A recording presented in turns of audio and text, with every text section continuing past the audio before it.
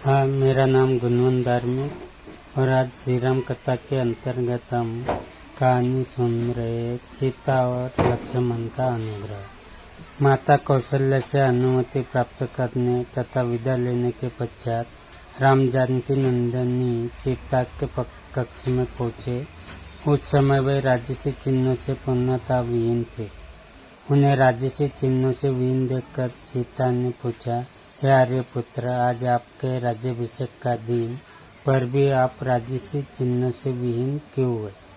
राम ने गंभीर किंतु शांत वाणी में सीता को समस्त घटनाओं के विषय में बताया और कहा, प्रिय, मैं तुमसे विदा मांगने आया हूँ, क्योंकि मैं तत्काल ही वक्ल धारण करके वन के लिए प्रस्थान करना चाहता हूँ। मैं चाहता हूँ कि मेरे जाने के बाद तुम अपने मृदु स्वभाव तथा सेवा शुश्रूषा से माता पिता तथा भरत सहित समस्त परिजनों को प्रसन्न और संतुष्ट रखना। अब तक तुम मेरी प्रत्येक बात श्रद्धापूर्वक मानती आई हो और मुझे विश्वास है कि आगे भी मेरी इच्छा अनुसार तुम यहाँ रहकर अपने कर्तव्य का पालन करो।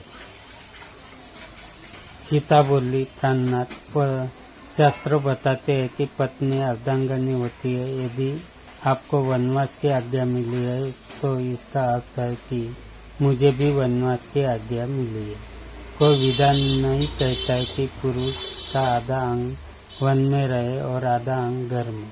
हे नाथ, स्त्री की गति तो उसके पति के साथ ही होती है, इसीलिए मैं भी आपके साथ वन चलूंगी।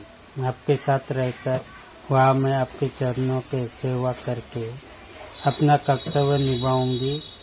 पति की सेवा करके पत्नी को जो अपूर्व सुख प्राप्त होता है, वह सुख लोक और परलोक के सभी सुखों से बड़ा होता है। पत्नी के लिए पति ही परमेश्वर होता है। यदि आप कंदमूल फलादि से अपनी उदर पूर्ति करोगे तो मैं भी अपनी खुशी सुधा वैसे ही शांत करूँगी।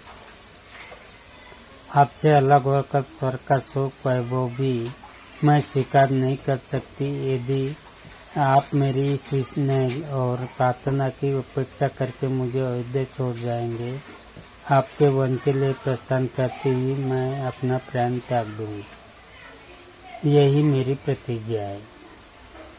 राम को वन में होने वाले कष्टों को ध्यान था, इसीलिए वे अपने साथ सीता को वन में नहीं ले जाना चाहते थे। वे उन्हें समझाने का प्रयत्न करने लगे, किंतु जितना वे प्रयत्न करते थे, सीता का हठ उतना ही बढ़ते जाता था। किसी भी प्रकार से समझाने बुझाने का प्रयास करने पर वे अनेक प्रकार के शास्त्र सम्मत तर्क करने लगती और उनके प्रयास को विफल करती जाती।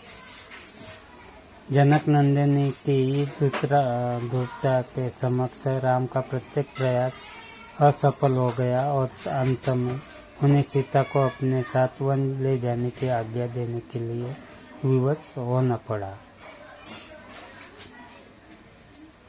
सीता की तरह लक्ष्मण भी राम के साथ वन जाने के लिए बहुत अनुग्रह किया।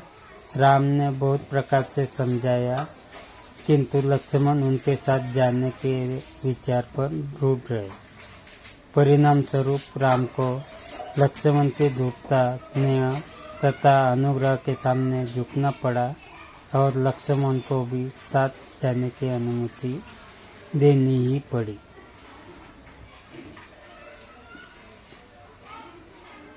सीता और लक्ष्मण ने कौशल्या तथा सुमित्रा दोनों माताओं से आज्ञा लेने के बाद अनुनय विनय करके महाराज दशरथ से भी वन जाने की अनुमति देने के लिए मना लिया। इतना करने के पश्चात लक्ष्मण शीघ्र आचार्य के पास पहुँचे और उनसे समस्त अस्त्र शस्त्रादि लेकर राम के पास उपस्थित हो गए। लक्ष्मण के आने पर राम ने कहा, हे सौमित्र, वन के लिए प्रस्थान करने के पूर्व मैं अपनी संपूर्ण संपत्ति ब्राह्मणों, दास दासियां तथा याचकों में वितरित करना चाहता हूँ। इसीलिए तुम गुरु वशिष्ठ के पुत्र का बुला लाओ। अगले पार्ट में इसके आगे की कहानी सुनते हैं।